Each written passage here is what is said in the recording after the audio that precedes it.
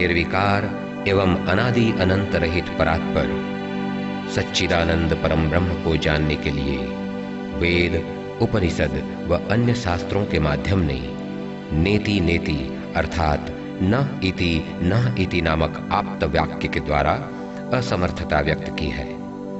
उसी अचिंत्य अव्यक्त रूपातीत अलेख अनंत ब्रह्म की सृष्टि रूपक लीलाओं को प्रकट करने हेतु इस अनंत कोटि परिदृश्यमान जगत की सृष्टि हुई है, जिसका एक अंश है हमारा देश भारत, जो धर्म भूमि के रूप में प्रख्यात है। यहाँ पर ज्ञानी गुणी ऋषि मुनियों ने अवतरित होकर मानव समाज को शिक्षा, संस्कृति व सभ्यता का पाठ पढ़ाया। उन महान विभूतियों ने आदर्श जीवन के जो मानदंड स्थापित किए वही सनातन धर्म कहलाया।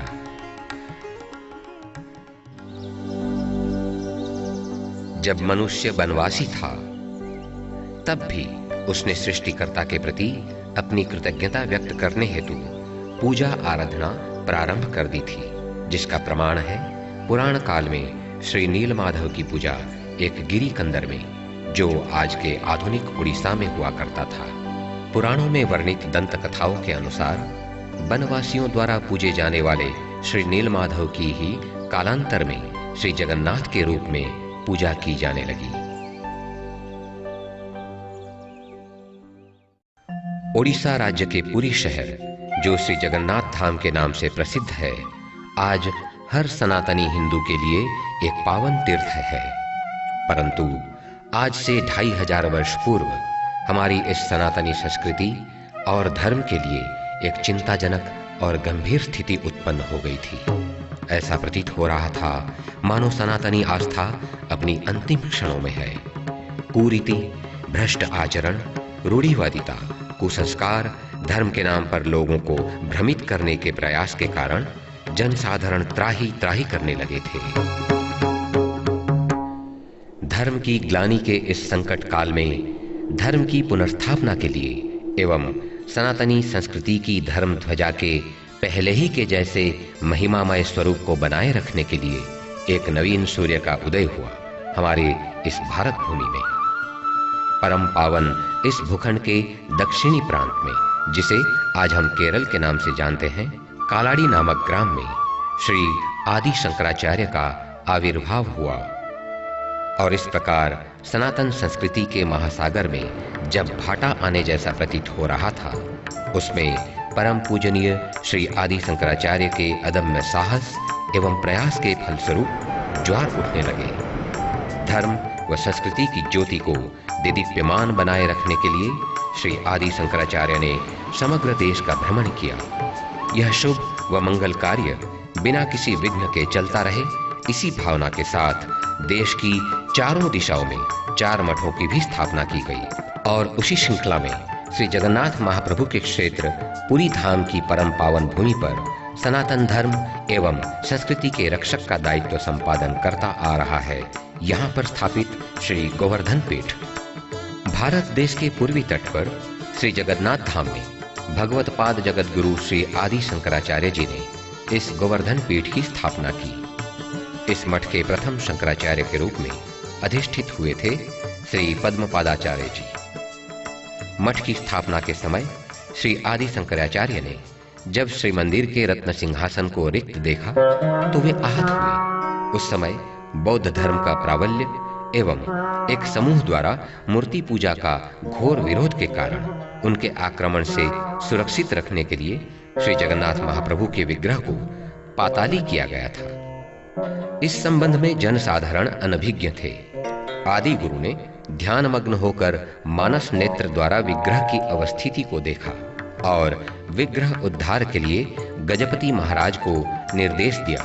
विग्रह माटी के भीतर तो विलुप्त प्राय हो गए थे, परंतु ब्रह्म अक्षीर्ण था। विग्रहों का पुनर्निर्माण कर उन्हें वैशाख शुक्ल दशमी के दिन रत्न सिंहासन पर अधिष्ठित किया गया। इसके साथ श्री मंदिर को सुव्यवस्थित रखने के लिए समस्त रीति नीति, पूजा, भोग, सेवा एवं पर्व त्योहार आदि के विधान निर्धारित किए गए। श्री आदि शंकराचार्य की दूरदर्शिता के कारण मंदिर में भोग मंडप अस्तित्व में आया। उसी समय से श्री मंदिर की सारी पूजा विधि व परंपरा इसी गोवर्धन पीठ के श्री शंकराचार्य जी के मार्गदर्शन में होती आई है।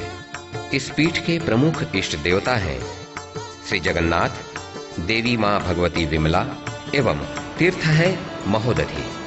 भगवतपाद आदि गुरु श्री शंकराचार्य जी ने, जिन्हें भगवान शिव का अवतार भी माना जाता है, शिव शक्ति के महत्व को प्रतिपादित करने के लिए मठ के परिसर में श्री अर्धनारीश्वर महादेव की प्रतिमा की स्थापना की थी।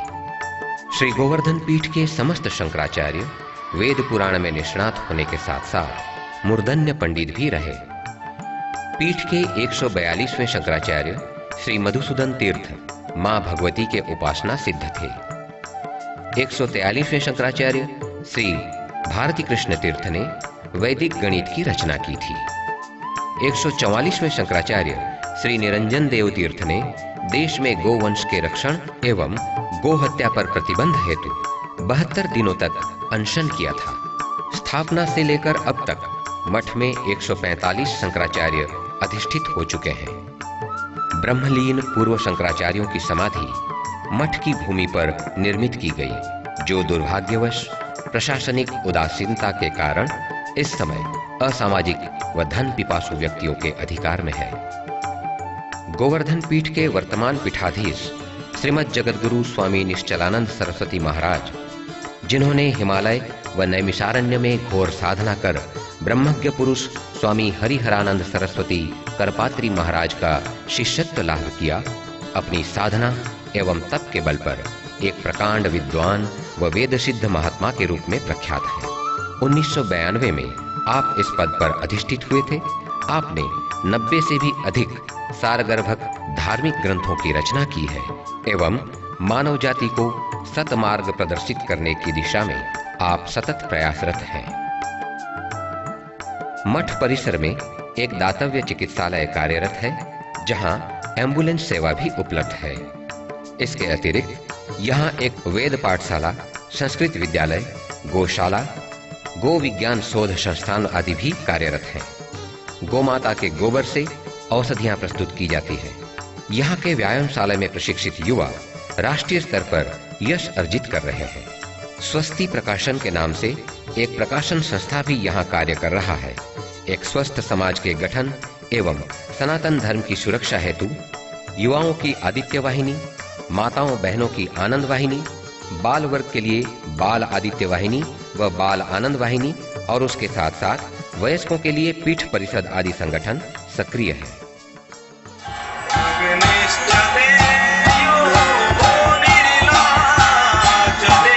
मठ की ओर से महोदधि की दैनिक सांध्य आरती की भी व्यवस्था की गई है।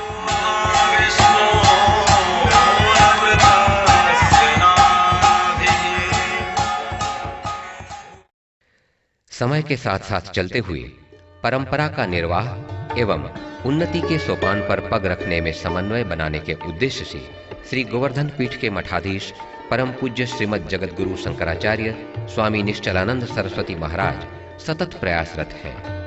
आपके प्रत्यक्ष देखरेख में मठ के विकास हेतु अनेकों योजनाएं इस समय कार्यान्वित की जा रही हैं। इन योजनाओं को मूर्त रूप देकर प्रभावी ढंग से कार्यान्वित करने के लिए श्री गोवर्धन पीठ उन्नयन संस्थानम नामक एक समिति का गठन किया गया है, जिसके अध्यक्ष हैं पुरी के गजपति महाराज श्री दिव्य सिंह देव महोदय। समिति की कार्यकारिता के महत्व पर ध्यान रखते हुए समिति में पदाधिकारी के रूप में समाज के विभिन्न वर्ग के जाने माने विद्वान, वयोवृद्ध गुणी एवं चिंतनशील व प्रतिष्ठित सज्जनों को नामित किया गया है। मठ की प्राचीन परंपरा के प्रति आस्था व विश्वास, हृदय में भक्ति भाव का प्राबल्य का धरोहर लिए ईश्वर के प्रति समर्पित समिति के समस्त सदस्य परम पूज्य शंकराचार्य महाराज जी की भावनाओं को वास्तवता का रूप देने में संलग्न है। हमारी संस्कृति में मातृशक्ति का जो प्राधान्य है, उस पर ध्यान केंद्रित करने के लिए मठ के परिसर के भीतर इष्ट देवी मां भगवती विमला का एक सुदृश्य और भव्य मंदिर निर्माण करने की योजना है, जहां पर शास्त्र सम्मत रूप से नियमित पूजा अर्चना की व्यवस्था होगी।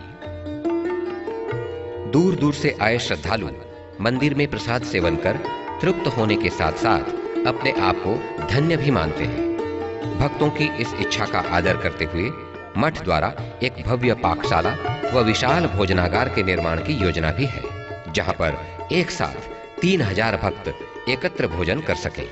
मठ परिसर में प्राचीन गुरुकुल के अनुरूप एक सुंदर जलाशय के खनन की व्यवस्था की जा रही है।